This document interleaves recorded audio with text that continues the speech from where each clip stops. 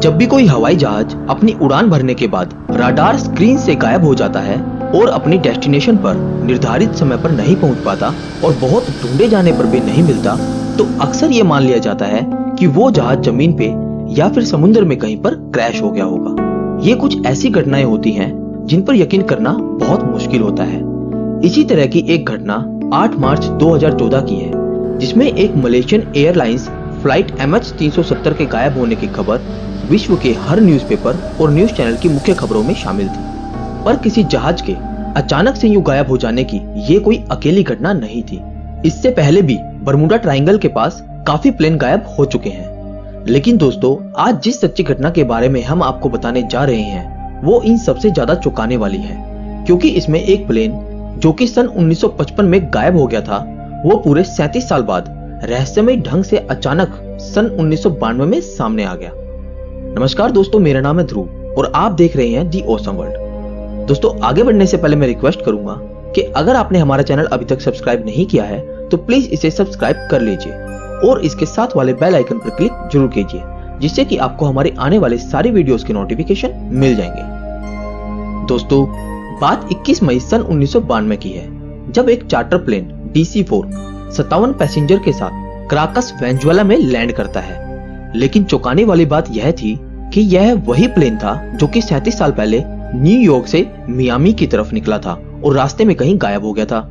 इस घटना का मुख्य सबूत रेडियो कम्युनिकेशन में रिकॉर्ड हुई पायलट और कंट्रोल टावर के कर्मचारियों के बीच की वार्तालाप है। Deputy minister of civil aviation Ramon Estover ने बताया कि उनके एयरपोर्ट कंट्रोल सर्विस वर्कर ने इस इंसिडेंट को अपनी आंखों से देखा था और कंट्रोल टावर के एक कर्मचारी डॉक्टर डेला कोटे ने बताया कि उन्होंने प्लेन देखा और पायलट की आवाज भी सुनी।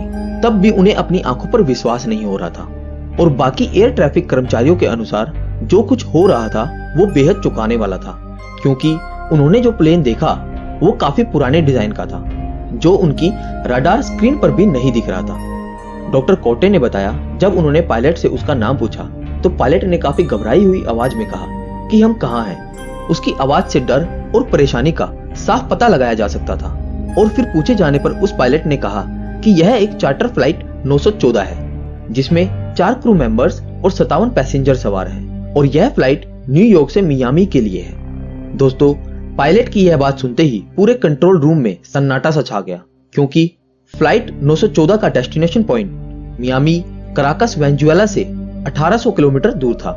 तभी कंट्रोल रूम ने पायलट से कहा कि यह तो कराकस वेनेजुएला साउथ अमेरिका है, तो क्या आप खो गए हो? पर पायलट की तरफ से कोई जवाब नहीं आया।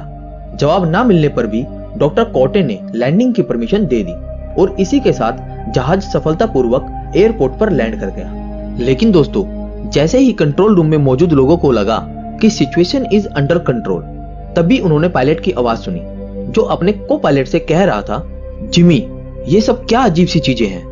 उनकी बातों से लग रहा था जैसे कि मानो उन्होंने एयरपोर्ट पे खड़ा कोई जेट प्लेन नहीं बल्कि कोई स्पेसशिप देख लिया हो।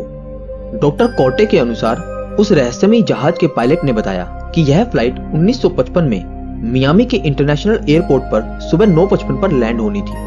और यह सुनकर कंट्रोल टावर के कर्मचारियों ने उस पायलट से कहा कि यह तो क्राकस का इंटरनेशनल एयरपोर्ट है और आज 21 मई 1992 है। तभी पायलट का रिप्लाई आया, ओ माय गॉड, जैसे कि वो अपनी सांस भूल गया हो। उस पायलट को इस तरह डरा हुआ देखकर डॉक्टर कोटे ने उन्हें शांत करने की कोशिश की और कहा कि हम अपना ग्राउंड क्रू आपकी सहायता के लिए भेज रहे हैं। पर जैसे ही ग्राउंड क्रू प्लेन के पास जाने लगा, तभी पायलट एकदम से चिल्लाया, नो डोंट, हमारे पास मत आओ, हम जा रहे हैं। ग्राउंड क्रू ने बताया कि उन्हें उस प्लेन में बैठे पैसेंजरों के भौचक्के चेहरे नजर आ रहे थे और तभी पायलट ने अपने हाथ से इशारा किया, दूर जाओ यहाँ से, और हाथ को हिलाते हुए ग्राउंड क्रू को दूर जाने का इशारा किया।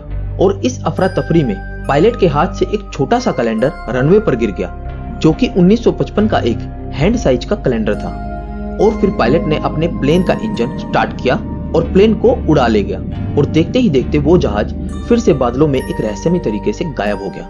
दोस्तों, बाद में कंट्रोल टावर के रेडियो में रिकॉर्ड हुई वार्तालाप और वो कैलेंडर गवर्नमेंट के द्वारा जब्त कर लिया गया। लेकिन इस रहस्यमय घटना के पीछे क्या कारण था, यह लोगों को अभी तक समझ नहीं आया। लेकिन कुछ जानकारों का मानना है कि यह प्लेन टाइम ट्रेवल करते हुए सन 1955 से 1992 में आ गया था। लेकिन दोस्तों, सोचने और हैरान कर देने वाली बात यह है कि वो प्लेन 37 साल से कहां गायब था और फिर अचानक से कैसे सामने आ गया, और उसमें बैठे सभी लोग जिंदा कैसे हैं। क्या वो अभी भी समय में कहीं पर ट्रेवल कर रहे हैं? आपको क्या लगता है, हमें कमेंट में जरूर बताएं। दोस्तों, आज के लिए बस इतना ही, लेकिन अगर आप टाइम ट्रेवल में रुचि रखते हैं तो मैं आपको बताना चाहूंगा कि इससे पहले हम 5 वीडियो टाइम ट्रेवल को लेकर बना चुके हैं, और उन सब वीडियो के लिंक आपको नीचे डिस्क्रिप्शन में मिल जाएंगे, या फिर आप हमारे चैनल पर विजिट करके वो सारी वीडियो देख सकते हैं। दोस्तों, अगर आपको वीडियो अच्छी लगी तो इसे लाइक और शेयर करना ना भूलें। Thanks for watching.